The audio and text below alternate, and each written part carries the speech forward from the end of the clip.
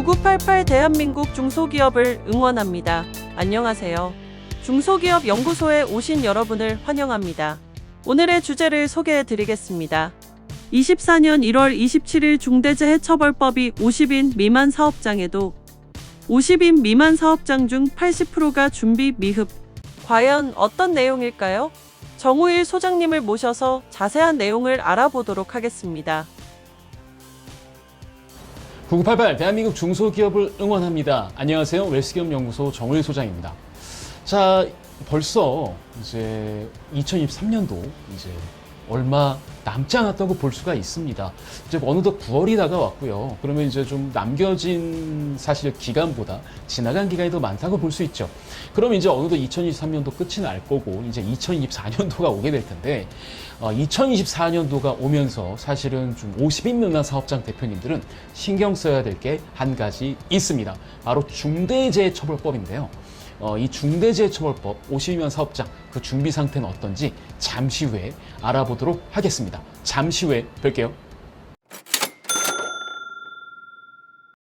네, 2024년 1월 27일부터 중대재해처벌법 이 대상 기업이 50인 미만 사업장까지 확대가 됩니다. 자, 이에 따라서 지난 8월 말에 중소기업중앙회에서는 현재 이 부분에 대해서 어떻게 우리 50인 미만 사업장 대표분들이 숙지를 하고 있고 어떻게 준비가 되어 있는지 이런 것들을 좀 확인해보는 이제 좀 서베이를 했습니다. 설문조사를 했는데 와, 정말 충격적인 결과가 나왔습니다. 무려 응답자의 80%에 해당하는 기업이 준비하지 못했다라는 답변을 했죠. 이걸 좀 구체적으로 본다면 아무 준비도 하지 못했다가 29.7%, 그다음에 상당 부분 준비하지 못했다가 50.3%입니다. 그리고 그래서 합쳐서 80%. 준비가 됐다고 하더라도 모든 준비를 마쳤다, 난 끝났다 1.2%밖에 되지 않고 어느 정도 준비했다 18.8%죠. 자, 지금 만약에 제 컨텐츠를 보고 계신 중소기업 대표님들, 특히 50미만 사업장 대표님들, 아직까지 우리 해당 기업에, 우리 기업에 산업안전관리 매뉴얼이라든가 이런 절차가 준비가 되어 있지 않는다고 한다면 네, 꼭 확인하시길 바랍니다. 어떻게 안전관리 절차를 수립해야 되고 어떻게 준비해야 될지 이걸 꼭 좀 생각하셔야 되는데 아직까지 준비가 되지 못했던 이유는 좀 여러 가지가 있습니다. 첫 번째가 이제 전문 인력이 부족했다라는 기업이 있고요. 두 번째가 이제 예산 부족. 아무래도 이런 산업안전관리 매뉴얼이라든가 이런 것들을 하려면 뭐 사업장에 따라서 산업안전보건법에 따라서 해당 인력을 배치해야 되는 기업이 있고 전담부서를 설치해야 되는 기업 등이 있을 거예요.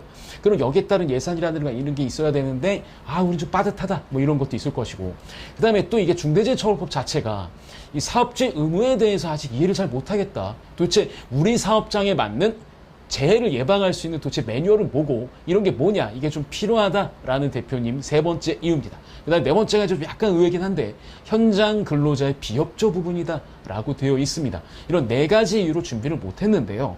그래서 이런 결과로 사실은 준비가 되어 있지 않다는 게 80%다 보니까 아무래도 내년부터 시행되는 50인면 사업장에 대한 중대재해처벌법 적용을 좀 유예해달라는 현장의 목소리가 많이들 이어지고 있다고 보시면 될 것 같습니다. 그렇다고 해서 우리 중소기업 대표님, 50인면 중소기업 대표님들이 모두 한 뜻을 모아서 얘를 유예합시다. 이거는 좀 바람직한 대응 방법은 아닐 것 같고, 그럼 어떻게 준비해야 될지를 좀 알아보는 게 더 좋을 것 같아요. 그러면 그 알아보는 거 이제 시작해 보겠습니다. 중대재해처벌법 이제 전문가와 함께 해야 됩니다. 제가 얼마 전에 꽤 시간이 좀 된 것 같긴 한데 몇 달 전에 우리 김병수 변호사님과 함께 그 중대재해처벌법에 대해서 간략하게 컨텐츠를 알아보는 컨텐츠를 찍은 게 있어요. 그걸 한번 알아보시고요. 한번 클릭하셔서 한번 알아보시고 그리고 제 동영상을 또 계속 봐주셨으면 좋겠습니다. 자, 그럼 중대재해처벌법의 그 중대재해라는 걸 그 개념은 뭐냐? 일단 두 가지로 정리할 수가 있어요. 중대산업재해와 중대시민재해, 이렇게 두 가지 개념으로 생각하시면 되고요.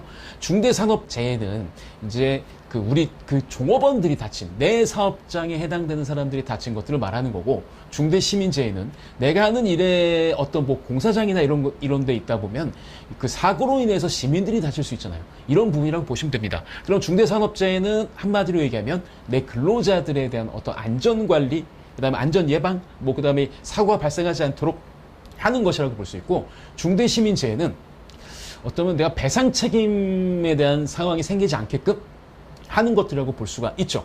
그럼 중대산업재해 정의는 사망자가 1명 이상 발생을 하거나 동일한 사고로 6개월 이상 치료가 필요한 부상자가 2명 이상 발생을 하거나 동일한 유해 요건으로 대통령으로 정하는 직업성 질병자가 1년에 3명 이상 발생을 하거나 이런 것들이 바로 중대산업재해에 해당이 된다고 합니다. 그럼 여기 이런 사고가 벌어졌을 때 사업조합 법인은 해당 기업은 여기에 따른 이제 뭐 처벌을 받게 되고 이제 벌금을 내게 되는데 실제로 이제 이런 거를 어떻게 준비해 나가느냐? 그럼 다시 말하면은 사실 이런 거라고 볼 수 있죠. 이런 중대산업재해가 생겼을 때 우리 회사에서는 어떤 조치를 예방하기 위해서 어떤 조치를 했고 어떤 매뉴얼을 만들었으며 이걸 어떻게 했는지에 따라서 사실 이런 사고가 발생했을 때 뭐 양형이라고 할까요? 어떤 좀 그런 법률적인 책임을 경감할 수 있는 어떤 조치들을 사실은 선제적으로 만드는 게 중요할 것 같아요.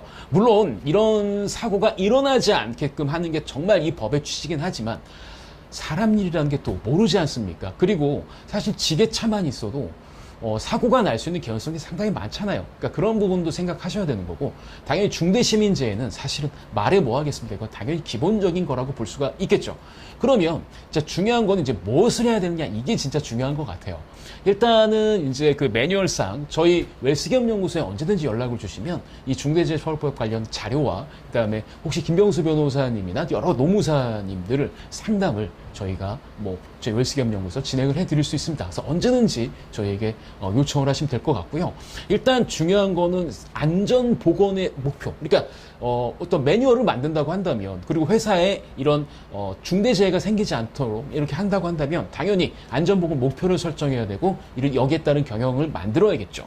그 다음에 당연히 전담 조직도 설치해야 되는 것이고 그 다음에 유해나 위험 요소들을 확인해서 개선할 수 있는 절차를 마련해야 되고 그 다음에 재해 예방에 필요한 안전 보건에 관한 인력, 시설, 장비를 구비하거나 유해 위험 요인 개선에 필요한 예산 편성이 집행을 하는 게 있어야 될 것 같고요.